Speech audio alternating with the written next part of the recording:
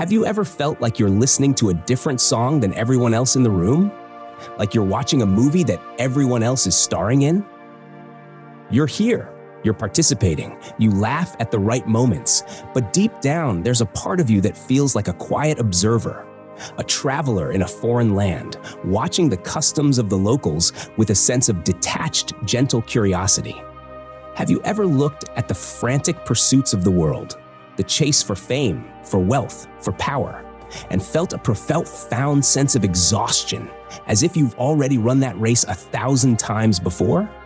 If that feeling resonates somewhere deep in your bones, then today's conversation is for you.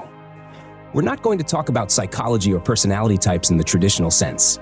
Instead, we're going to explore a spiritual concept, a framework for understanding that feeling of being different. We're going to talk about the idea of the old soul. Welcome to Minecraft, the space where we explore the architecture of our inner worlds. Today, we're diving deep into a concept that suggests our souls have an age not measured in years, but in lifetimes. So, what exactly is an old soul?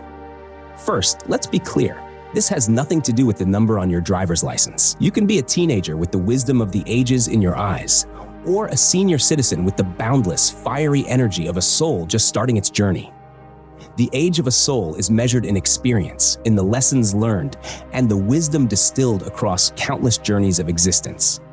Imagine the soul as a great traveler, and each lifetime is a new country visited on an infinite itinerary. When the traveler first sets out, they are full of boundless energy. They want to see everything, do everything, feel everything. They climb the highest mountains of ambition, sail the turbulent seas of passion, build empires of material wealth. They love fiercely, they fight passionately, and they grieve deeply. Every experience is brand new. Every lesson is a sharp, defining moment. This is the journey of the young soul, gathering data, learning the rules of the game, filling the pages of its passport. They fully identify with their roles, believing, I am this success, I am this failure, I am this heartbreak. They're like a wide-eyed tourist, snapping photos of every landmark, tasting every exotic dish, and diving headfirst into every local festival, completely absorbed by the novelty of each moment. For them, a heartbreak isn't just a sad event. It's an existential crisis that defines their very being, a cosmic tragedy that feels uniquely their own. This intense emotional immersion is the crucible in which the young soul forges its understanding of reality, building a foundation of experiential knowledge, one powerful, raw moment at a time. The young soul is a magnificent sponge, absorbing all the information, all the pain, and all the joy that life has to offer, without the benefit of historical context. Their sense of self-worth is often a direct reflection of their latest achievement or failure, leading to a roller coaster of self-perception as they navigate the highs of success and the crushing lows of defeat. This is a journey of action and reaction, a constant feedback loop between external validation and internal feeling. They are like a video game player, striving to unlock every achievement, mistaking the completion of the quest for the purpose of the game itself. But what happens after hundreds or even thousands of such journeys? The traveler changes. They've already been a king and a pauper, a warrior and a healer, a sinner and a saint. They've seen empires rise and fall like the tides. The initial frantic rush to do and to have begins to soften, replaced by a deep, quiet desire to simply be and to understand. They are no longer a frantic tourist trying to check off every box on a list, but a seasoned explorer who finds peace in the quiet moments, who has learned that the most profound insights are often found not in the grand spectacle, but in the subtle nuances of a place. Their joy comes not from collecting more experiences, but from deeply appreciating the one they are currently having. They have learned that the grandest banquet is meaningless if you can't taste the individual flavors. And the most spectacular vista is lost if you're too busy taking a photo to truly see it. The seasoned traveler has replaced the urge to accumulate with the wisdom to savor. They have come to realize that the passport is merely a record of where they've been. The real journey is the transformation that has occurred within them. The pursuit of external goals is replaced by the quiet, internal pilgrimage of self-discovery, and in this new phase, the soul's true purpose begins to reveal itself. To understand, to be, and to connect. When this traveler arrives in a new lifetime, they often carry a kind of spiritual jet lag, a karmic weariness that has nothing to do with physical fatigue. It's not cynicism or depression, but a profound sense of déjà vu that permeates their experience of the world. They feel a subtle resistance to getting swept up in the dramas of ambition, romance, and rivalry because they've seen this play before. They know the script by heart. They might play their part and play it well, but the anxious excitement is gone, replaced by a quiet acceptance and a desire to find the deeper meaning behind the role itself. This spiritual jet lag might manifest as a feeling of being out of sync with your peers, an early maturity that others mistake for being boring or antisocial. You may find yourself standing on the sidelines of a heated argument, not because you don't care, but because you can see the predictable arc of the conflict and the underlying hurt driving it, having lived through similar dramas countless times before. You're not exhausted by this specific moment, but by the cumulative weight of all the similar moments that have come before. This feeling can be particularly poignant in social settings. While others are engaged in the intricate dance of social climbing or competitive banter, you may feel an odd sense of detachment, as if observing a fascinating but ultimately familiar human ritual. You've already lived through the pain of social exclusion and the emptiness of fleeting popularity, so you no longer feel the need to passionately participate in those games. Instead, you seek genuine connection, which is often a quiet and rare occurrence in a noisy world. This déjà vu is the intuitive recognition of a deeper pattern. When a friend makes the same mistake you've seen a soul make countless times, you feel a deep, gentle sadness, not of this moment, but of all the similar moments that have ever existed. This is not about being a know-it-all. It's about a deep, inherited wisdom that whispers, "I have been here before." Because they have played so many roles, they develop an extraordinary ability for archetype recognition. When they encounter someone else's story, they don't just see the surface-level details. They recognize the timeless patterns, the archetypes at play. They see the hero on their quest, the victim trapped in their story, the tyrant acting from a place of deep fear, or the seeker looking for truth. They see these patterns without judgment because they remember having played those very same roles themselves in lifetimes past. This isn't an intellectual analysis. It's a deep, cellular recognition that dissolves the illusion of separation and becomes the very foundation of their profound compassion. They understand that we are all just actors playing our assigned parts in a grand cosmic drama, each learning our own unique lessons. This awareness gives them a quiet, almost magical ability to hold space for others without trying to fix them. When a friend is struggling with their inner victim, an old soul won't tell them what to do. They'll simply acknowledge the pain and gently remind them that they have the power to step out of that role, because the old soul knows, from personal experience, that the script can always be rewritten. They see the soul behind the part being played, and it's this seeing that creates a profound sense of safety and unconditional acceptance for those around them. This deep recognition is why they can often mediate conflicts with an almost supernatural calm. They don't take sides, but instead they speak to the common humanity and the shared pain that lies beneath the surface of the argument. They are able to articulate the unspoken fears and insecurities that are truly driving the conflict, allowing the parties involved to move beyond their egos and find a common ground of reconciliation. They see the mentor behind the helpful coworker, the rebel behind the challenging teenager, and the healer behind the gentle friend. This recognition allows them to connect with people on a soul level, bypassing the masks of personality and circumstance. For an old soul, every person is a living story, and their compassion is the act of reading that story with an open heart. This deep knowing leads to a fundamental shift in their life's purpose. The quest is no longer about conquering the external world, but about navigating the inner one. It's a shift from doing to being. Think of a young, driven entrepreneur in Silicon Valley.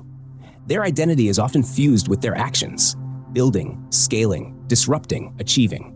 Their sense of self-worth is tied to the next funding round, the next product launch. This is the energy of doing. Now, contrast that with a master Zen calligrapher. For the master, the goal is not the finished scroll, The goal is the state of mind, the complete presence, the flow, the emptiness, from which the perfect stroke emerges. The art is a byproduct of their being. The old soul's life becomes like that calligraphy session. Their focus shifts from accumulating achievements to cultivating a state of being, a state of peace, of wisdom, of love. Their life itself becomes the art. This shift is subtle but transformative. Instead of asking, "What am I going to do today?" the old soul asks, "How will I be today?" They may still work, create, or build, but the purpose has changed. A successful chef might see their cooking not as a means to a Michelin star, but as a practice of mindfulness and love. A gardener finds their purpose not in the size of their harvest, but in the communion with the earth and the simple joy of watching life unfold. The old soul's worth is no longer measured by their resume, but by the resonance of their inner world. They understand that external success is fleeting, but inner peace is a treasure that accumulates over lifetimes. This is why they might choose a less conventional career path or take a step back from the rat race, not out of laziness, but because they intuitively know that their soul's evolution requires a different, more spacious kind of environment. A successful musician might find their greatest joy not in selling out arenas, but in the simple act of making sound for the sheer pleasure of it. A teacher might measure their success not by their students' test scores, but by the quiet confidence and curiosity they have instilled in them. For the old soul, the external world is not a battlefield to be conquered, but a canvas on which to practice the art of conscious living. They understand that their greatest work is not what they leave behind, but who they become. And it is from this profound shift in consciousness that the classic hallmarks of an old soul begin to emerge. They aren't personality quirks. They are the natural expressions of a soul that has walked a very, very long road. So, how do these hallmarks manifest in our modern lives? Let's explore some of the signs that you might be one of these ancient travelers, not as a checklist to label yourself, but as a mirror for your own quiet inner experience. The first and most noticeable sign is that you operate on a different frequency. You have an inner stillness and a unique rhythm. In a world that glorifies the hustle, the grind, and the fear of missing out, the old soul moves to a slower, more deliberate beat. It's not just a preference, it's a necessity. The constant noise of the modern world can feel abrasive, like loud static interfering with the clear, quiet signal of your inner truth. You don't feel the frantic pressure to constantly be busy, to chase every trend, to fill every moment with noise.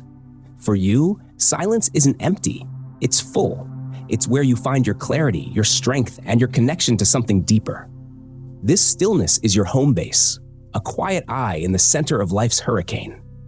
It's the reason you can sit for an hour just watching the clouds, find immense joy in the simple ritual of making tea, or get lost in a single piece of music. You find richness in simplicity and profundity in the mundane.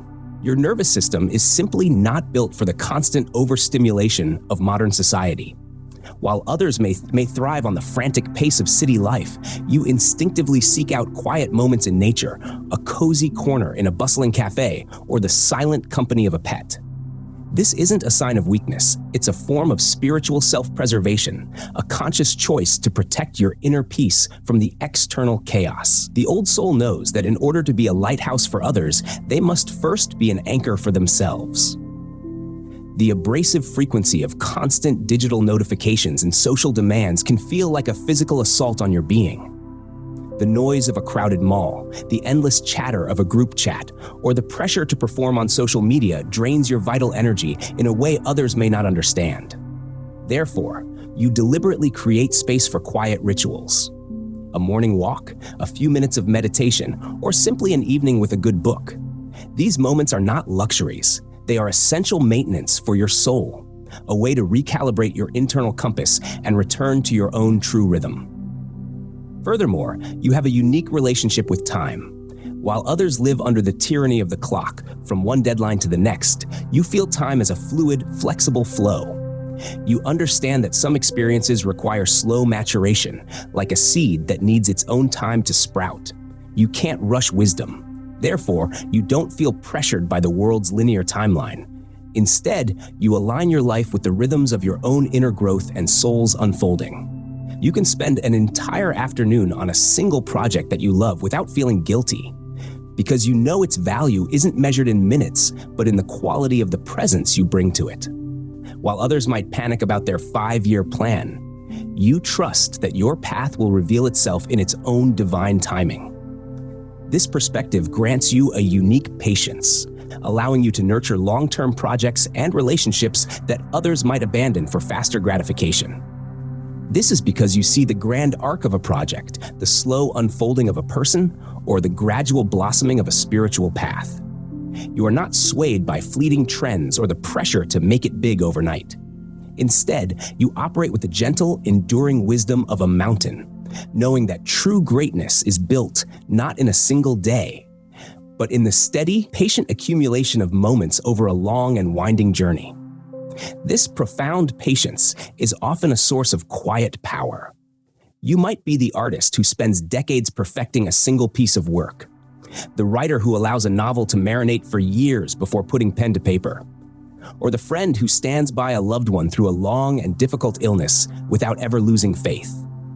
You understand that the journey is the destination, and that the greatest rewards are often found in the process, not just at the finish line. This inner calm is often misunderstood by others as being aloof, lazy, or unambitious. At a party, you're less likely to be the center of attention and more likely to be found in a quiet corner, engaged in a deep, one-on-one conversation. In a corporate environment, this can be challenging, as your calm, reflective nature might be seen as a lack of competitive drive. But it's not. It comes from a deep understanding that true happiness isn't found in the next achievement or the next purchase, but in the quality of your present moment awareness. You've seen enough storms to know that they all pass. You've felt enough highs to know they don't last. So instead of riding the chaotic waves of emotion, you choose to reside in the calm, quiet center of the storm. You become more of an observer of life's drama than a passionate participant. This is why you listen more than you speak, and when you do speak, your words often carry a weight of thought and reflection that can feel startlingly wise. The old soul understands that every person they meet is a universe of their own, and they listen not just for the words being said, but for the unspoken truths residing in the silence between them. They are able to hold space for others not by offering solutions, but by offering a genuine presence that says, "I see you, and I hear your story." This isn't just a passive act of listening, it's an active, energetic exchange. You listen to the way a person's voice changes when they talk about their passion, or the slight tension in their shoulders when they're hiding a secret. You are a detective of the human spirit, not to judge, but to understand. Because you have witnessed so many versions of the same drama, you no longer feel the need to offer a quick fix. Instead, you offer the profound gift of being truly seen, a rare and deeply healing experience in a world often preoccupied with its own self-image. Flowing naturally from this inner peace is the second sign. You have a very different relationship with the material world. Old souls are not ascetics who reject material things. You understand that we need physical comfort and resources to navigate this life. However, you never mistake these things for the destination. You see wealth, status, and possessions for what they are: temporary tools, costumes to be worn in the grand play of life. You remember on a soul level that whether you were a king or a beggar, when the curtain falls, the only thing you take with you is the wisdom you've gained and the love you've shared. An old soul might be a successful CEO or an artist living in a cabin. The external circumstances matter less than the internal relationship to them. Their identity is never fused with their net worth or their job title. This is why you can feel incredibly wealthy and content with a very simple life. Your joy isn't sparked by a new car or a designer handbag. It's sparked by a deep conversation, a walk in nature, the learning of a new skill, or the deepening of a relationship. The smell of rain on dry earth, the taste of homegrown food, the warmth of a genuine hug. These are the currencies you value. You see money not as something to be hoarded, but as a current of energy to be directed purposefully, to help others, to create beauty, or to support a life of meaning. Because you are not chained by the desire to possess, you experience an immense freedom. You are free from the anxiety of loss and the exhaustion of the endless chase. You know that the real treasures, wisdom, love, and inner peace, are the ones no one can ever take away. This detachment from the material isn't about scarcity. It's about abundance. It's the realization that true wealth lies not in what you own, but in your capacity to experience and appreciate the richness of life itself. You can find more pleasure in a well-brewed cup of tea than in a 5-star meal, and more joy in a heartfelt laugh than in a lavish vacation, because your spirit has already traveled the world, and it knows what truly nourishes it.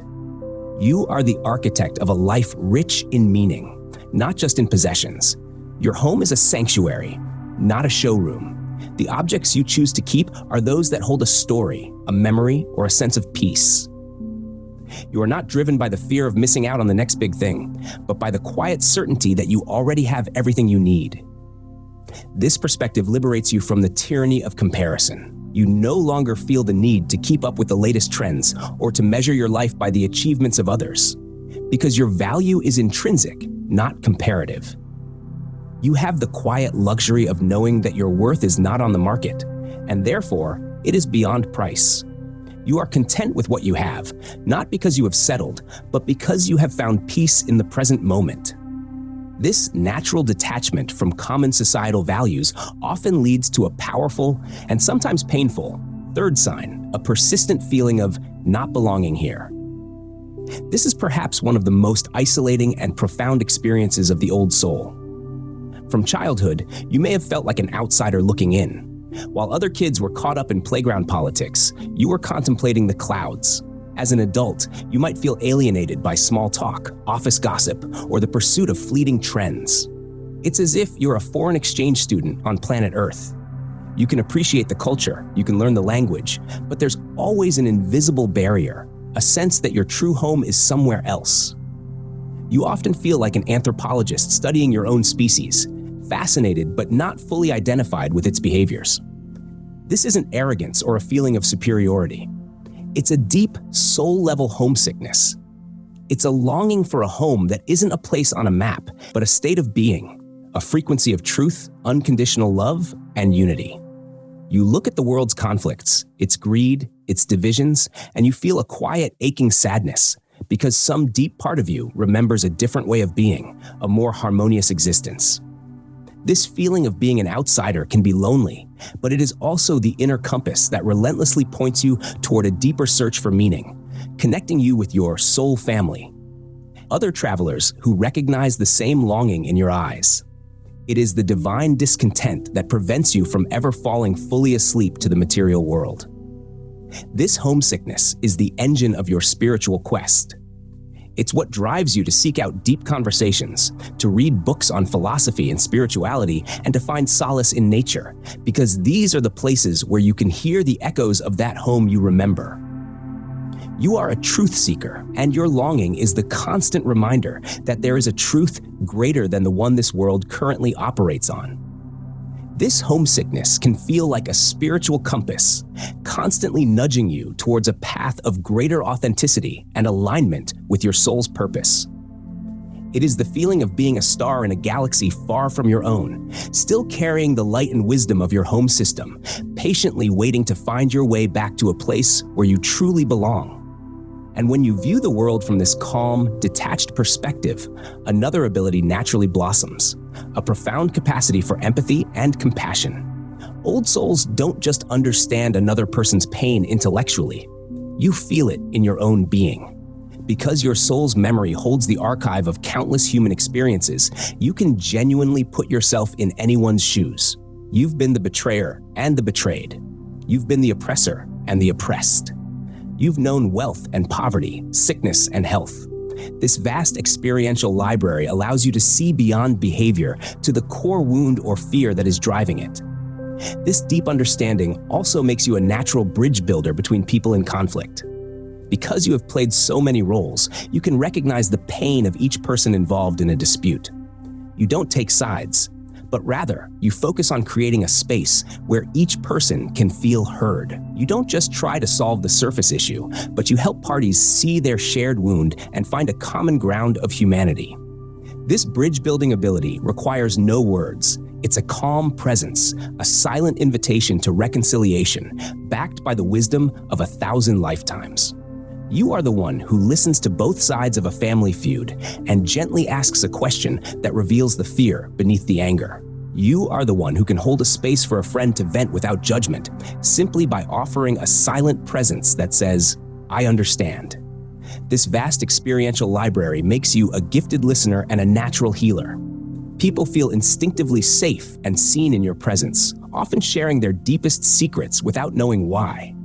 But this gift is also a great challenge. This hypersensitivity can make you an emotional sponge.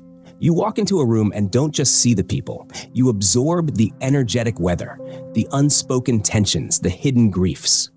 A trip to a crowded mall can leave you feeling physically and emotionally exhausted for hours. Without learning to protect your own energy, you can suffer from empathic burnout, feeling drained and overwhelmed by the world's pain. One of your greatest lessons in this life is to learn healthy, energetic boundaries, to love and care deeply without losing yourself in the process. Your compassion isn't pity. It's the radical recognition that we are all one, all struggling, all finding our way back home. This heightened sensitivity means you must be deliberate about who you spend time with and where you place your energy. You may find yourself naturally drawn to quiet, intimate gatherings over large, chaotic crowds. Setting clear boundaries isn't a selfish act. It's an essential part of your spiritual practice.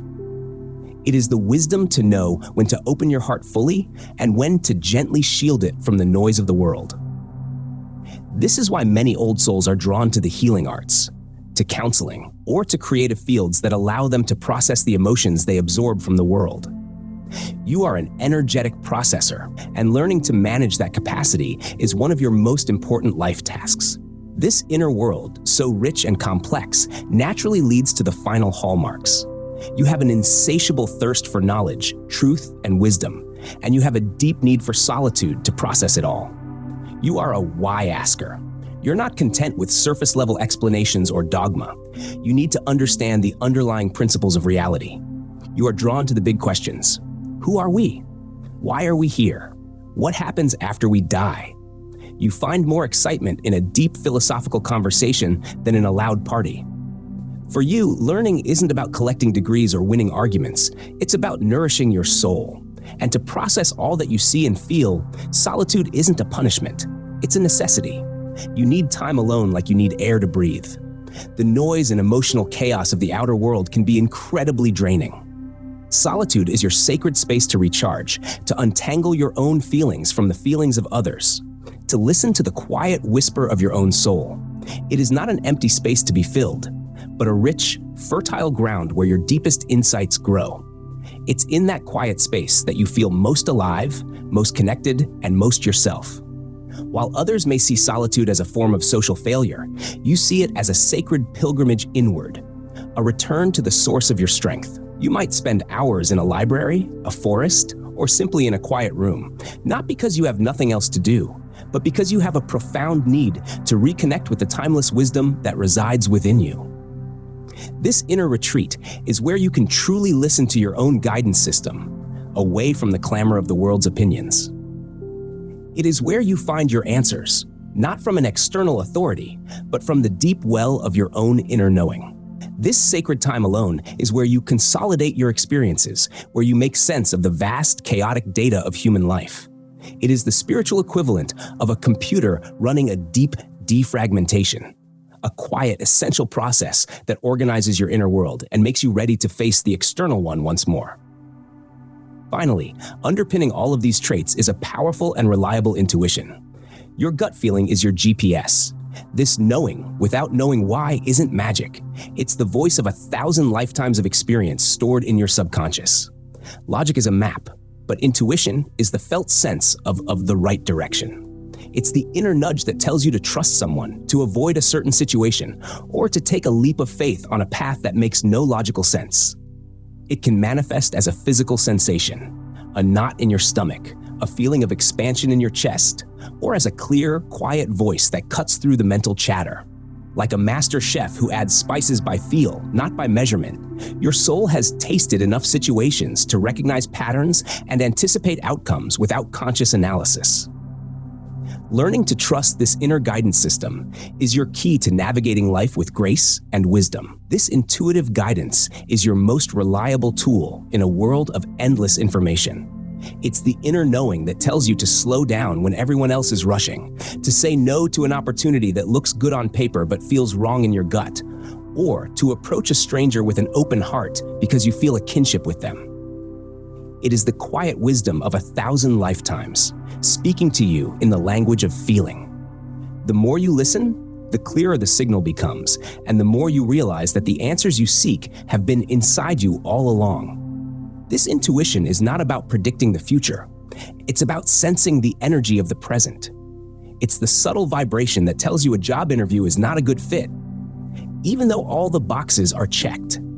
It is the quiet certainty that a relationship is meant to be, long before any grand gesture is made. It is your soul's way of whispering, "Wolf, this is the way." And the more you practice listening, the more you will come to trust its quiet, unwavering voice. But this journey is not without its shadows. To be an old soul in a world that often feels young and chaotic can be a heavy burden.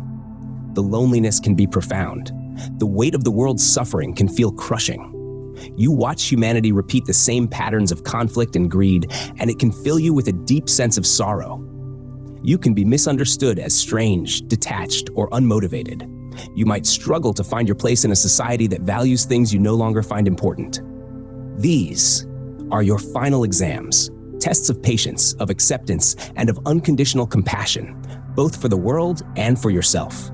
The pain you feel is not a weakness, but a sign of your immense capacity to care. So what then is your purpose? Perhaps the mission of an old soul is not to do something spectacular, but to be someone specific. Your purpose is to be an anchor. In a world of turbulent storms, your purpose is to hold a frequency of peace, wisdom, and love. Think of yourself as a silent lighthouse on a rocky shore. You don't chase after the ships. You don't scream directions at them. You don't judge them for sailing too close to the rocks. You simply stand, rooted and steady, and you shine your light. Your very presence, your calm, your quiet understanding becomes a beacon for those lost in the storm. Your impact is often subtle and energetic. You are the calm presence that de-escalates a family argument, the stable friend who listens without judgment, the artist whose work quietly shifts someone's perspective. By simply being who you are, you remind others that another way is possible. You are here to listen, to understand, and to silently plant seeds of truth and love in the consciousness of the world, patiently waiting for them to grow. You are an energetic balm in a world of friction. Your greatest contribution is not in what you build, but in the quality of the energy you radiate. You are here to raise the collective vibration, one quiet, deliberate breath at a time. Your purpose is to embody the very peace you wish to see in the world, to be a living testament to the fact that inner contentment is not a myth, but a tangible reality. You are here to serve as a beacon of quiet hope, and your existence itself is an act of service. And so our exploration of the old soul comes to a close. Whether you saw yourself in one of these descriptions or all of them, please remember, this is not a label to confine you. It is simply a language to give voice to a deep and often unspoken inner experience.